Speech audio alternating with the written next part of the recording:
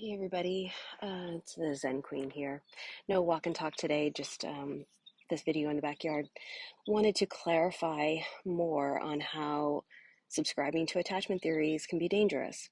So again, this is from my personal experience. This comes from anecdotal experience of working with hundreds, thousands of clients. I often notice that it is usually when partnerships are struggling, it's one person usually trying to seek out information as to what's going on.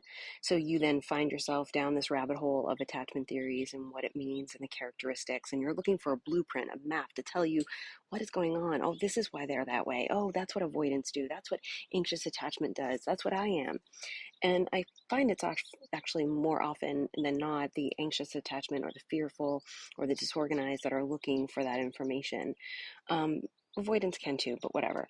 So the reason why it's dangerous is because then I'm only seeing that person for the characteristics, and then I start to convince myself that they can't change, that they are boxed into those characteristics, to that attachment style. Um, in my personal case, my partner was not interested in those things. I don't think he'd ever heard of them.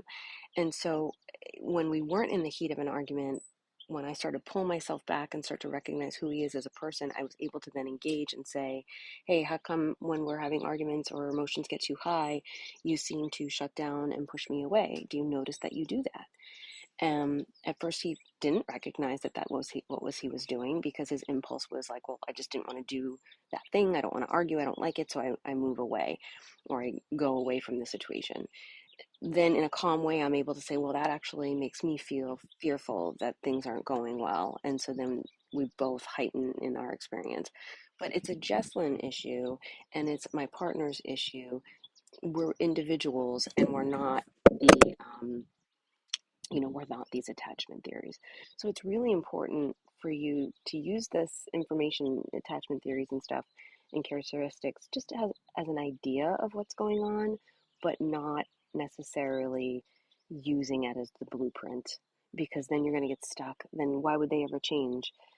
People can change. We can have tendencies, we can have behaviors, but behavior does not dictate identity. So behavior is not your identity. I have avoidant behaviors, or I have anxious or fearful behaviors. That's not my identity.